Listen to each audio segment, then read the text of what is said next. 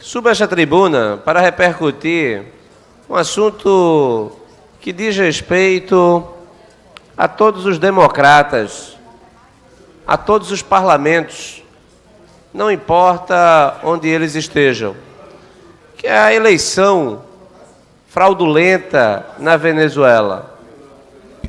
País vizinho, país membro do Mercosul. É absolutamente preocupante o que acontece na Venezuela. A ditadura de Maduro está a cada dia levando a um maior sofrimento da sua população. O chavismo, a cada dia, é mais duro no que se refere à repressão à oposição, presos políticos, tratamentos desumanos, perseguição, enfim. A democracia na Venezuela, ninguém tem mais dúvida de que ela já não mais existe. O que é grave também é o silêncio daqueles que, durante muito tempo, propagaram as virtudes, entre aspas, do chavismo.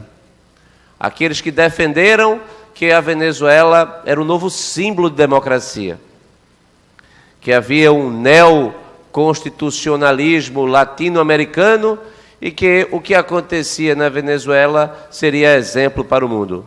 Hoje, sequer um voo para a Venezuela é fácil. Sequer um voo para a Venezuela é difícil conseguir, porque as empresas de aviação não voam mais para a Venezuela.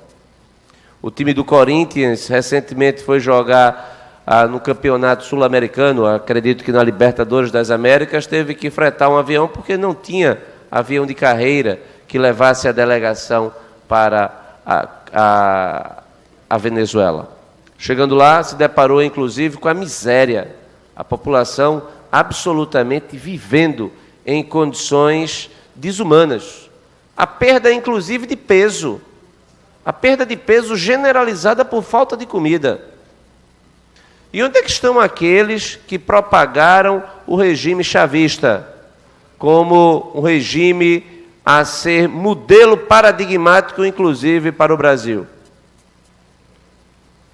É preciso lembrar, inclusive, que a presidente Dilma Rousseff fez campanha para Nicolás Maduro, assim como também Luiz Inácio Lula da Silva.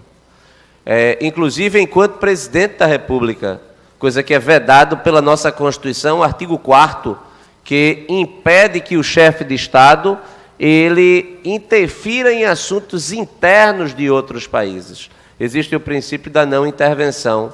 Houve intervenção, houve o apoio em campanha aberta, assim como também acontecera em anos pretéritos no que se refere à Bolívia. Inclusive, o próprio presidente, o ex-presidente Luiz Inácio Lula da Silva, hoje preso, revelou abertamente que, em conversas com o presidente Evo Morales, presidente Carlos Gueiros, o então candidato Evo Morales pergunta ao presidente do Brasil: se nós tomarmos as refinarias, qual será o comportamento do Brasil? Houve uma autorização expressa, de acordo com as palavras do próprio presidente, ex-presidente Lula, de que as refinarias poderiam ser tomadas, que não haveria nenhum tipo de punição. Ora, se isso não é contra o interesse nacional, eu não sei o que podemos encontrar do ponto de vista de dano econômico, na medida em que as refinarias, até hoje o Brasil paga, porque foram feitas com empréstimos internacionais. Mas eu escuto com atenção o vereador Jaime Asfora. Vereador André Rez, eu queria, em abono à sua crítica à fraude que foram as eleições na Venezuela, na tese, a sua constatação, a sua análise, dizer que houve uma abstenção de 54%, o que é mais um dado revelador da fraude e da descrença da população num processo que não é democrático, né? Eu vi a colunista do Estadão, Eliane Cantanhede, dizendo, fazendo análise minuciosa da eleição, dizendo que as pessoas que têm benefícios sociais lá, como Bolsa Família, têm que, depois da votação, se submeter lá a uma junta de Maduro, do governo, dos asseclas de Maduro, para comprovar que votaram. Naturalmente, para checar se votaram em Maduro ou não, sob pena de perder os benefícios sociais. Enfim, um aliciamento do voto, uma captura antidemocrática e ilegítima do voto num sistema absolutamente apodrecido. E concluo dizendo que não sei o que vai acontecer, se vai acontecer uma revolução ou se a própria sociedade vai exigir e conseguir a renúncia do presidente, não sei, enfim. Mas a Venezuela passar por mais 6 anos dessa crise humanitária que ela está passando, a Venezuela não aguenta. E eu acho que isso é dever de todos nós ficarmos atentos ao que acontece a nossos países vizinhos, porque somos todos irmãos latino-americanos e porque esse é um debate democrático. Na fronteira, lá em Boa Vista, a gente está vendo o que está acontecendo. As mulheres venezuelanas se prostituindo nas ruas, as pessoas passando fome, vivendo lá e cá, né? Mas quem é pobre, mas pode fugir, foge. Quem é rico consegue se planejar e vai morar em São Paulo, no Rio de Janeiro, ou em Roraima mesmo, mas numa situação melhor, com casa, pode botar os filhos numa escola. Mas só fica na Venezuela hoje quem é ligado ao regime ou quem não consegue sair e morre de fome lá. Então era esse adendo que eu queria colocar aqui, porque lá nem dourada a pílula foi. A coisa foi tão escancarada que até a compra de voto, o lato sensu, né, o abuso do poder político ou econômico pelo regime de Nicolás Maduro para concretizar uma eleição fraudulenta foi feito. Então é lamentável realmente que a gente assista a isso num país tão bonito em termos de belezas naturais, tão importante por ter extensas riquezas, extensas áreas de petróleo, né? Um país que já deu tanto orgulho para a América Latina, nosso vizinho está nessa situação. Muito obrigado. Eu agradeço a sua parte, incorporo integralmente, concordo com todas as palavras que foram ditas. A Venezuela, o ocorrido na Venezuela pode ser encaixado numa área de estudo hoje da ciência política chamada de petropolítica, petropolitics, de acordo com a literatura internacional, em que o petróleo é utilizado como instrumento de sustentação do governo. O dinheiro, os recursos oriundos do petróleo não são destinados ao bem-estar da população. Onde há petróleo e a democracia não é consolidada, não existem instituições sólidas, o que ocorre é a diminuição do grau de liberdade. Existe uma relação entre petróleo e ausência de liberdade, petróleo e perigo para a democracia.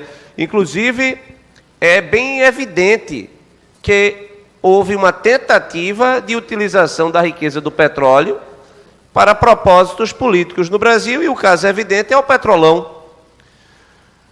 O mais grave de tudo, e a nossa grande preocupação, é que o que acontece na Venezuela também vai ter reflexo no Brasil. A desestabilização de Roraima já é realidade. O grave também é que a Venezuela, ela perdeu a grande oportunidade histórica. Quando o preço do barril do petróleo superou mais de 110 dólares, presidente, era o momento daquela riqueza ser revertida em investimentos, inclusive para diminuir o grau de dependência da Venezuela do petróleo. A Venezuela pode ser asfixiada a qualquer momento pelos compradores de petróleo, basta eles deixarem de comprar. Mas isso vai acontecer um dia ou outro, porque a matriz energética mundial, ela vai deixar de ser o petróleo, que inclusive é uma energia cara, poluente, não renovável.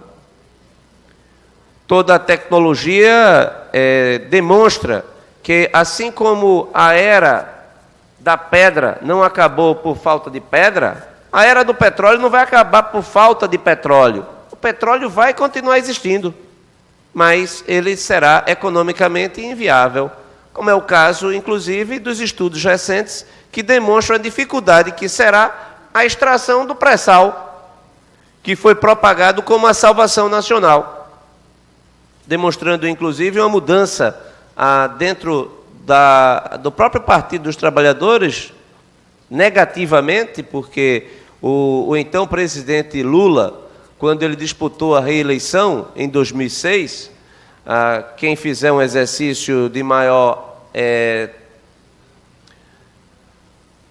análise histórica, vai lembrar que a reeleição de Lula foi ancorada na sustentabilidade do biodiesel.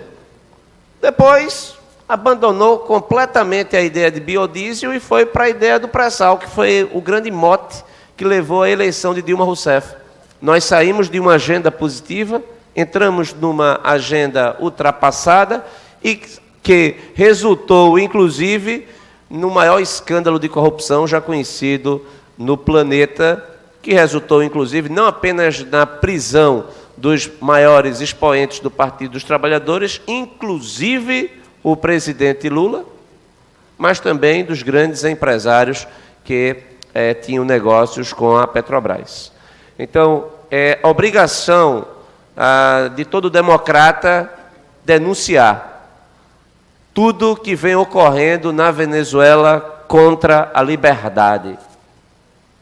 É importante denunciar que este socialismo do século XXI, propagado por Hugo Chávez e agora pelo seu herdeiro, só serve para comprovar que o socialismo ele não presta em século algum.